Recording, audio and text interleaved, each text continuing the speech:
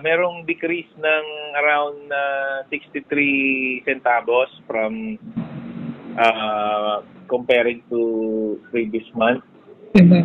So, ang aming overall selling rate na tinatawag, yung lahat na, ay nasa 9 pesos and 45 pesos per kilowatt hour compared to last month of 9.63.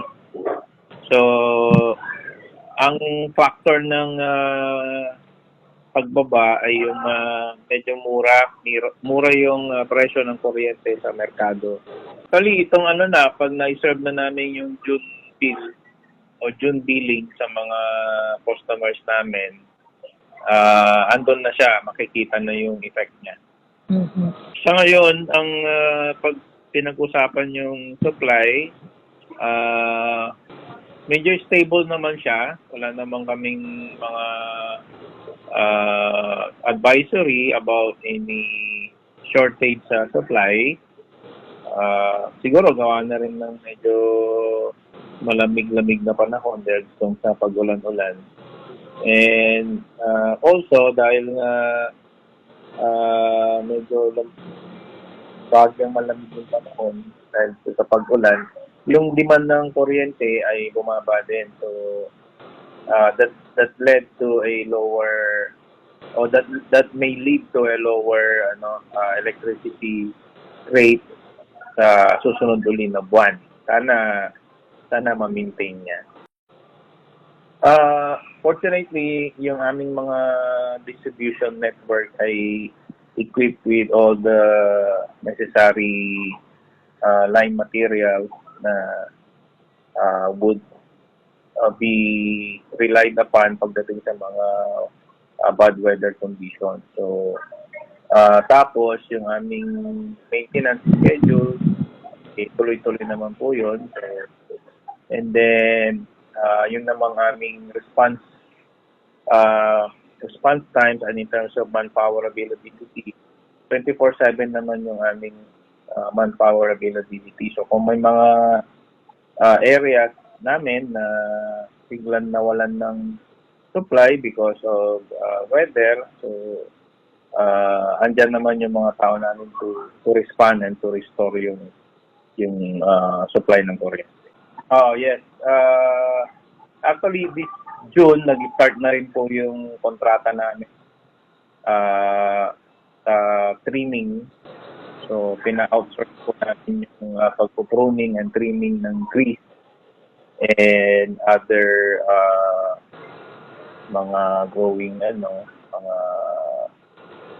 mga nyog, mga ganon, other halaman, matapit sa tingin namin para ma-assure natin na ito ay hindi magiging rason ng mga tripping, so unscheduled interaction, lalo na pag may paparating na bagyo o may paparating na bagyo. So lahat po yan ay ina-anticipate po namin. So that's why we are doing all of this. Ayun, siyempre, kasi kami, ang aming responsibility is up to the meter, tinatawag na sa light side. Pero yung load side, meaning yung mga wiring sa loob ng bahay, responsibility na po ng customer yun. Mhm. So kami, from time to time, naglalabas kami ng mga safety tips para maiwasan yung electrocution o mga electric shock. Yun, dapat kung po pwede, huwag pong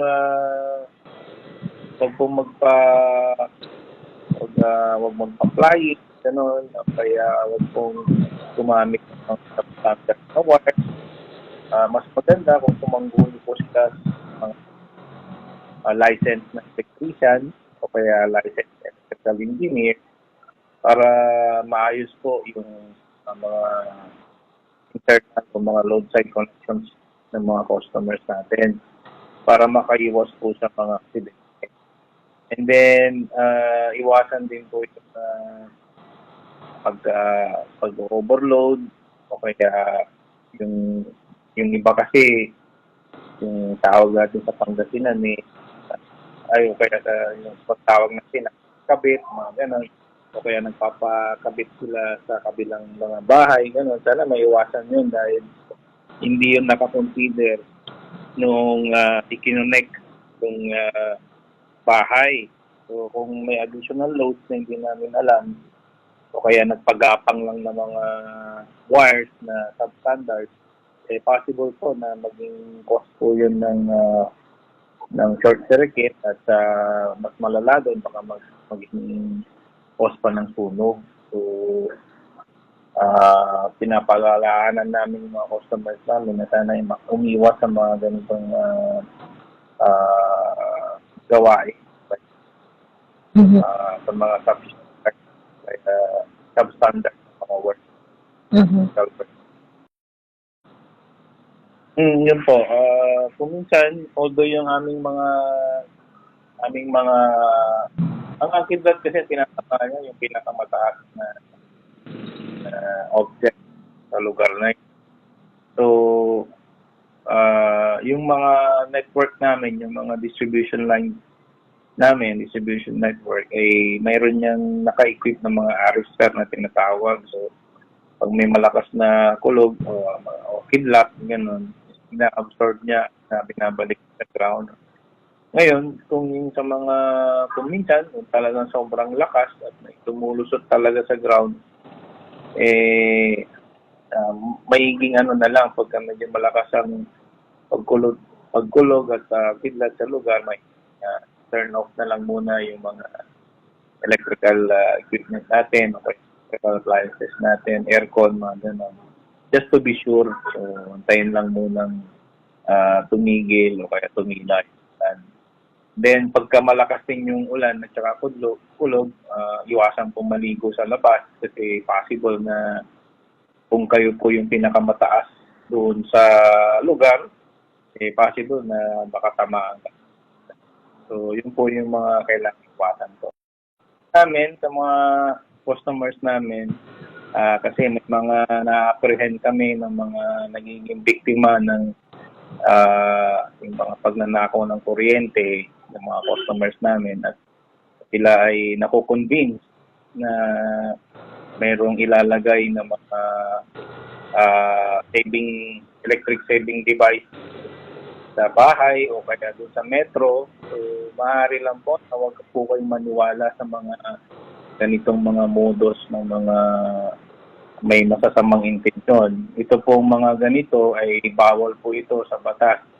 Yung Republic Act 1732, lalo na kailangan po yung metro. So, pagka nakitaan po ng tampering o meter tampering, eh, isasagawa po natin ng pag-apprehend sa ganitong mga uri ng illegal act. And then, siyempre, may karampatang penalty po yan sa batas.